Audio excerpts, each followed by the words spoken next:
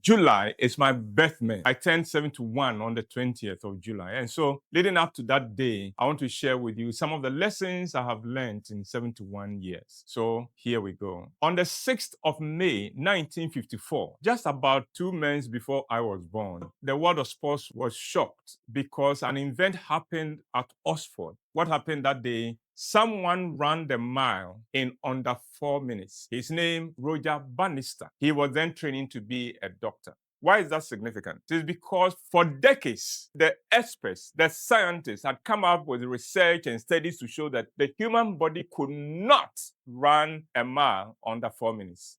And all the professional runners of the day for the middle distance who had attempted had all come short. And after each attempt that failed, they come and agree with the experts that, yeah, it's true, the human body is not equipped to run the mile in under 4 minutes. And then Roger Bannister does it. The world is shocked because this is supposed to be an impossibility. The experts have said it. Some of the athletes who have attempted have also affirmed it, that it is impossible. This one comes and he does it. Now, you know what is significant? 46 days after Roger Bannister had achieved this, someone broke the record too. And then after that, in a year, 1,000 people have succeeded in running the mile under 4 minutes, what they call sub 4 minutes. You see, the limitation was in the mind. People had listened to the so-called experts saying that this is the limit, and everybody had lived under the limit and agreed and said, yeah. What they did not realize was that it was self-imposed. As soon as Roger Bannister broke it and ran the mile in less than 4 minutes, then everybody began to realize, oh, so it's possible. And now, within a year, 1,000 people had managed to run the mile in under 4 minutes. Why am I sharing this story with you? Don't allow anything to limit you. Our limitations are in our minds. And don't always listen to the experts, because the experts don't always know what they are talking about. So take the word impossible out of your dictionary. Give it your best shot and keep at it, because impossible is in the mind. Stay blessed. Today's lesson is at my expense. Feel free to laugh at me after I'm done. I am 15. I am the joint 100-meter champion of my school. The other boy was 1 year older than me. And so the school decided that both of us should represent the school. But because he was a senior, he was the one who got to run on the day. At the Kumasi Sports Stadium, the teams from the various schools were there. And there is this girl from one of the schools who won the 100-meter, which was my race, and the 200-meter. She was so graceful in motion. She was like poetry in motion. And I fell hopelessly in love with the girl. As normally happens with 15-year-olds, we have a lot of feelings, but not the courage to pursue them.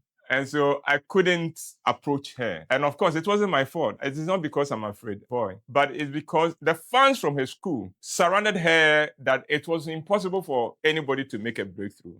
Then one day I go to my mother's store at Asafo Market in Kumasi, and who should walk past the store? This poetry in motion. So the next day, even without being asked to be at the store, I was there, and I realized that it was consistent. She was passing at the exact time she had passed the day before. So that told me this may be her usual route, but just that I had not noticed her before. And so I resolved that the next day I'll make the approach. I rehearsed that whole evening how I was going to approach her. Next day, at the exact time, saw her coming, and I couldn't move. I looked at her, appear, and walked past, and she was gone. I blasted myself. What is wrong with you? This was your chance, and things like that. Then I pacified myself and, oh, okay, no, tomorrow. As for tomorrow, no miss. The next day, same time. This time, I was bold enough to walk towards her. And then just as I got to her, I lost my nerve. So I walked past her as if I was just past her, and she walked away. Again, I blasted myself. Anyway, a few more fiascos. I never spoke to this girl. I never even got to know her name. If she's still alive, you won the Asante Region 100 meters race in 1967. I'm talking about you. You know, I have no idea whether I should have said yes or no. You miss 100% of the shots you don't take. This is imagery from basketball and even from soccer. If you shoot at goal, you may score, you may not score. I've seen shots that should not have been goals take a deflection and come into the post. But that wouldn't have happened if the guy hadn't shot it in the first place. If you don't shoot, then it's 100% certain that you have missed. So make the effort. The second lesson, don't be in a rush. I was so much in a rush to get a girlfriend at 15. Now I look back and I ask myself, what would you have done with a girl at 15?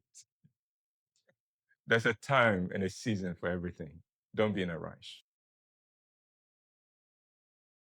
July is my birth month. To celebrate this milestone, I want to open up a bit of my life to you and share some lessons from my 71 years. So here we go. I meet this young lady. She had just graduated from Polytechnic. In those days, I think now it is Technical University. She did catering and she had taken letters to every restaurant, every hotel needing work, and nobody was hiring her.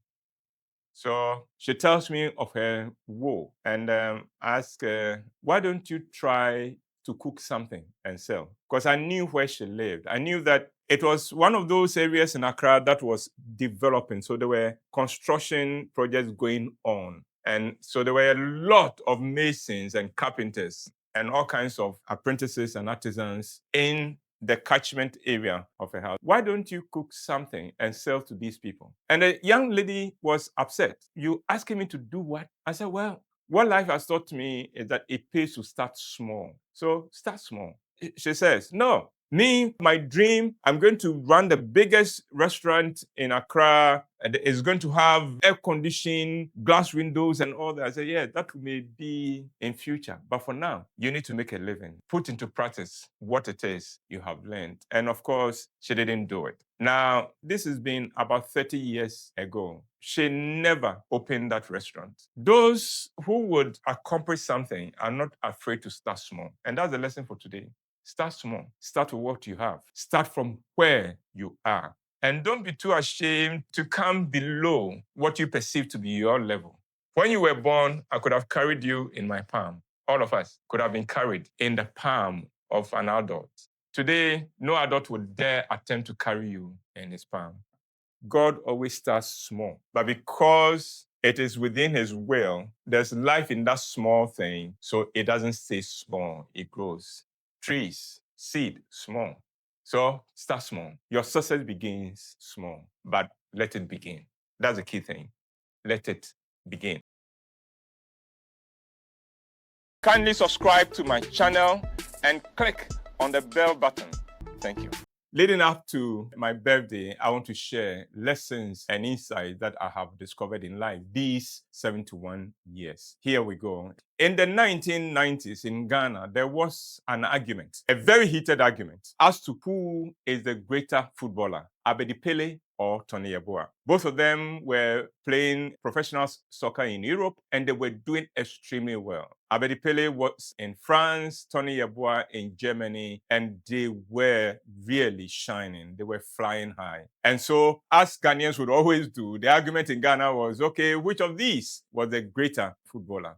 And then one of the radio stations decided to call in what we'll call an expert witness. So they called on Reverend Osekofi. Reverend Osekofi was the Messi of my day in the 1960s. He was a Messi before we knew who a Messi was and what a Messi could do. He was Maradona before we knew what a Maradona could do. He was one of our best footballers. And he was a key member of the glorious days of Asante Kotoko and the glorious days of the Black Stars. So they called him. He was in retirement then, of course. And then they threw the question at him and asked him who was the greater, Tony Yeboah or Abedi Pele.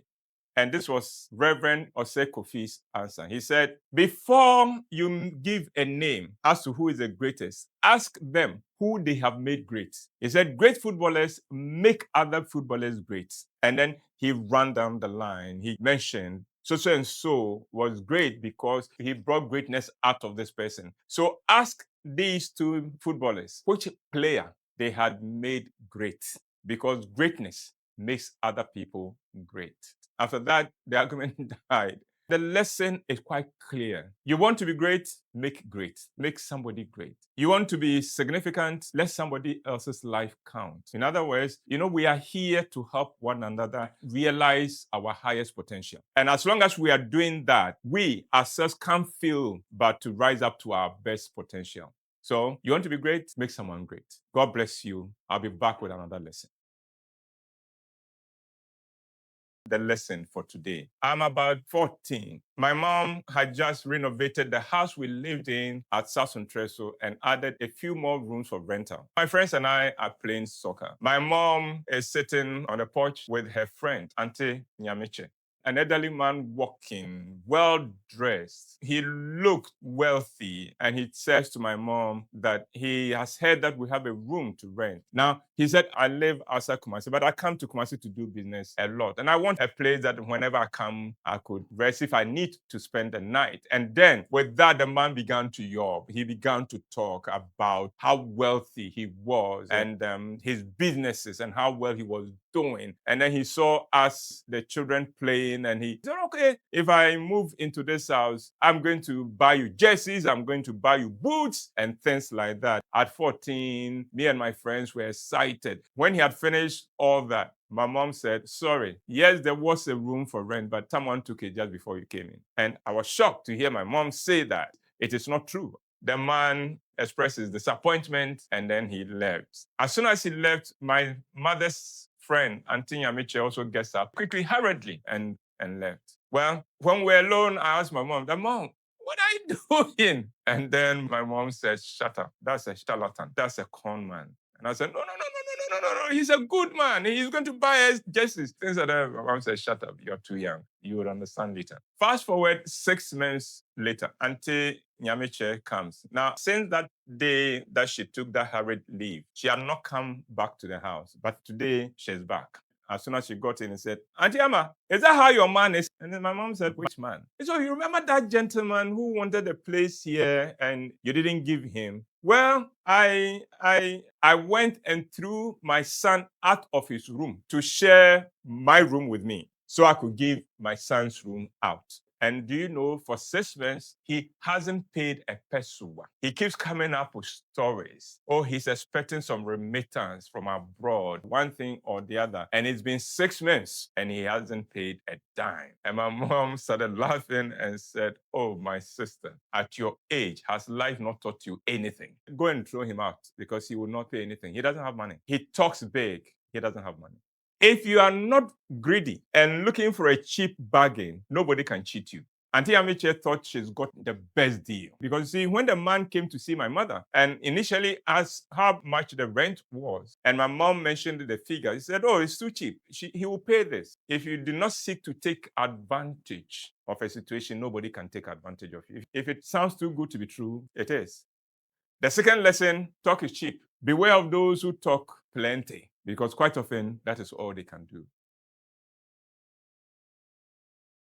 I want to share with you some lessons that I have learned in my short life in this world. I meet one of the leading sports journalists. In fact, at that time, he was an editor in one of the leading media houses. And this somebody I had admired from afar. And he tells me of his dream to start a sports newspaper. And knowing his pedigree, I knew it will become the leading sports newspaper. So I told him, oh, I have a friend who has a printing press. So if you don't mind, I'll put in a word and my friend will be able to help you. I'm sure he'll be able to print for you on credit, so you pay as you sell the newspaper. So that would be very helpful. So I showed him where my friend was and he said, oh, I know that printing press. I'll be there right after you. So my friend is Mr. Reko. His printing press, Renko. So I go, Mr. Reko, good news, I'm bringing you a customer. So and so, the big time sports journalist, he wants to print a sports newspaper. I've told him that you'll be able to help him and possibly give him very generous terms. And Mr. Reko said, I know the gentleman you're talking about. If he had the courage to come to see me, I'll give him better terms than what you told him. But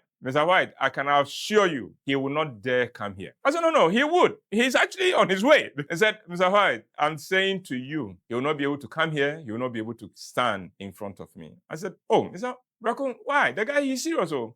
Apparently, that was not the first time the guy was starting a newspaper. He had attempted it before. Mr. Reko had printed a number of editions for him, knowing that the guy didn't have money. So he was printing it for him with the hope that the guy would make money and come to pay. He had printed more than 6 editions for the guy. The guy had not paid a peso. Then the guy stopped coming to Renko. But Mr. Reko kept seeing the newspaper on the newsstand. He had taken the money he had made from the editions Mr. Reko had printed for him and had gone to another printing press to print and had not paid for any of the editions. And true to Mr. Reko's prediction, the young man was not able to come in to see Mr. Reko. The lesson: be loyal. For every one of us, God raises people to help us along our way. If he hasn't raised one to help you yet, he will. Now, there will be a time when you will not need the help of that person who God used to lift you. At that point, what you do is key. There are lots of people who, when they outgrow their need for the one who facilitated their growth, then begin to show ingratitude and even disrespect and begin to rewrite their own history. What they do not know is that life being what it is, when you run into trouble, it is the same person God used to help you rise who God will use to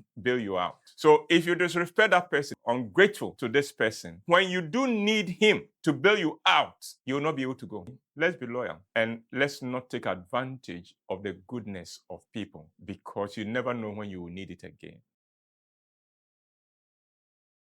Here's today's lesson. The year is 1976. I had become the artistic director of the Youth for Christ drama troupe. We're doing productions at the Art Center in Accra, which was the biggest performance hall in those days in the 70s. We're also performing in churches and in schools. At one of my productions, a big man came to watch. He was blown away by what he saw and said, "Look, I'm prepared to put my considerable resources at your disposal to promote you. Meet me at Christmas in Egypt at Mamprobi. Do you know there?" I said, "Yes, I do. I pass Christmas in Egypt every day in those days to my house." He said, "Meet me there tomorrow at 8 o'clock so we can talk the details, but I'm going to make sure you go places." I don't think that night I slept that much. Exactly at 7:30, I was at the spot. I waited and waited. 8:15, no show. 8:30, no show. Then by this time, I began to wonder, hang on, something must be wrong, because that kind of big man does not give an appointment and does not show. And it was at that moment that I kid you not, it's as if my eyes were open for the first time. I was standing at Holiday Inn, which was just about a block away from Christmas in Egypt. I had mistaken Holiday Inn for Christmas in Egypt. I'm a sprinter. I began to run to Christmas in Egypt. Went to the bar and I said, "Excuse me, I'm here to meet Mr. So and so." So, "Oh, didn't you see the car that just drove up?" I said, "The black car?" He said, "Yeah, that's him." He said he had asked somebody to meet him here at 8 o'clock and he waited till 8:30. The person did not show. "Was that you?" I said, "Yes, it was." So following this fiasco, I tried to get in touch with him. I didn't succeed because he was those big men who, if they haven't given you an appointment, you can't reach them. The opportunity was lost. And you can imagine how I blamed myself. If you had even moved just 5 minutes earlier, you would have met him. And you've missed the wonderful opportunity and all that and all that. It took 32 years for me to have my breakthrough. But now I look back and I realize 1976, I was 22. I knew the 22-year-old Whyte. He was such a foolish boy. If success had come my way, I think I would have wasted it. It would have been a mess. And so now I look back and I realize, hang on, missed opportunity or wrong timing. You know, many of us are bitter because maybe we've missed certain opportunities and we beat ourselves over it. Now listen, it may not be a missed opportunity. It may be wrong timing. When you are ready, what is yours will not escape you. I had to wait for 32 years. I hope you will not wait for 32 years. But now I know I'm in a much better space and position to handle the burden, the temptations, and the traps of success. I can do that now. I couldn't have done that at 22. So don't give up your dreams. But in the meanwhile, serve others, pay your dues. And when your time comes, you'll find others helping you. Kindly subscribe to my channel and click on the bell button. Thank you.